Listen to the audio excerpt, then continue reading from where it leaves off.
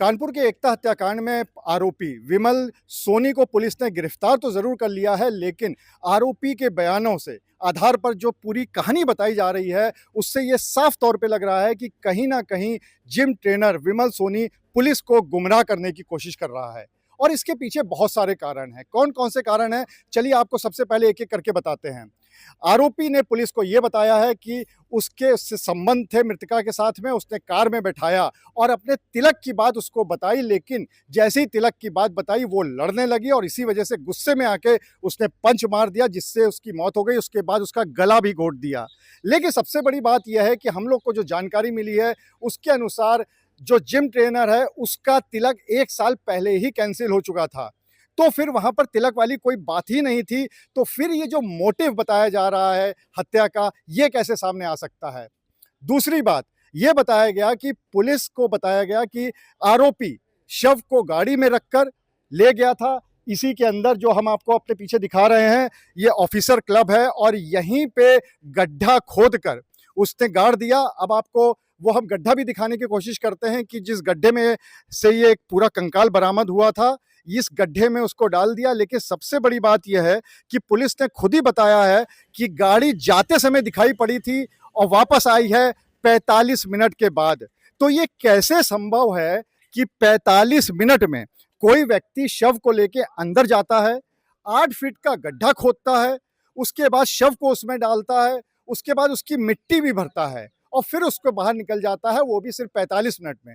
जबकि आपको बता दें कि जब ये कंकाल बरामद हुआ था उसके बाद पुलिस की तरफ से 2-3 मजदूर लगाए गए थे इस गड्ढे को खोदने के लिए और उनको तकरीबन 3 घंटे लग गए थे, तब जाके कंकाल बरामद हुआ था। तो जिस गड्ढे को खोदने में जब 2-3 मजदूर लगे और उसको खोदने में 3 साढ़े 3 घंटे लग जाएं, तो फिर ऐसा कैसे हो सकता है कि आरोपी 45 मिनट के अंदर गड्ढा खोद भी लेता है, शव को उसमें डाल भी देता है और फिर उसको मिट्टी से भी भर देता है? ये बिल्कुल असंभव है। इसलिए ऐसा लग रहा है कि आरोपी पुलिस को गुमराह करने की कोशिश कर रहा है। तीसरी बात जो पुलिस ने बताई कि आरोपी किधर से कार लेके गया था, तो हम आपको चलिए वो गेट भी दिखाते हैं और फिर आपको बताते हैं कि ये वाली थ्योरी क्यों नहीं काम कर रही है। क्यों जो गेट बताया जा रहा है वो ये थोड़ी दूर पे मौजूद, मुश्किल से ये जो गड्ढा है इससे तकरीबन 6-8 मीटर 10 मीटर के आसपास का ये गेट होगा और यहाँ से बताया जा रहा है कि आरोपी ने इसी गेट से अपनी गाड़ी जो शव में रखकर अपनी कार जो कि i10 थी उसको ले गए थे। तो इससे देखकर साफ पता चल रहा है कि i10 ही नहीं बल्कि कोई भी कार यहाँ से अंदर नहीं जा सकती।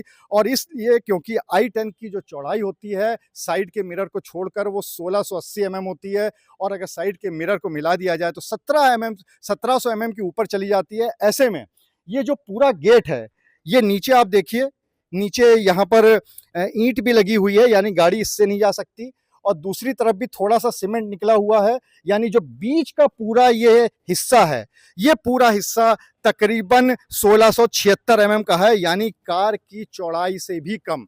तो ऐसे में यहाँ से कार भी नहीं जा सकती। इसी वजह से लगातार इस बात की जो पड़ताल की गई उसमें ये पता चल रहा है कि आरोपी पुलिस को गुमराह करने की कोशिश कर रहा है।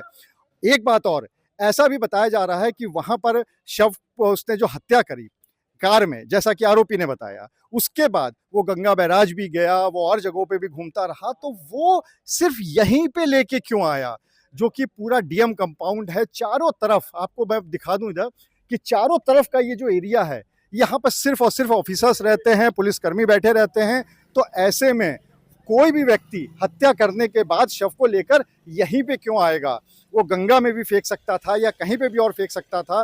तो कहीं ऐसा तो नहीं कि यहाँ पर जब आरोपी लेके आया था, चाहे वो प्रोटीन शेक में कुछ मिलाकर या बेहोशी की हालत में, उस समय मृतका जिंदा रही हो, एकता गुप्ता जिंदा रही हो, इस बात की भी संभावना हो सकती है। तो लगातार ये सारे जो बिंदु हैं इनको देखने से ये पता चल रहा है कि कहीं ना कहीं हो सकता है आरोपी पुलिस को गुमराह करने की कोशिश कर रहा हो। फिलहाल पुलिस इस पूरे मामले की जांच कर रही है और अभी इसमें बहुत कुछ आना बाकी है और जैसा कहते हैं ना कि पिक्चर अभी बाकी है। अनुराग अग्रवाल, टीवी 9 कानपुर।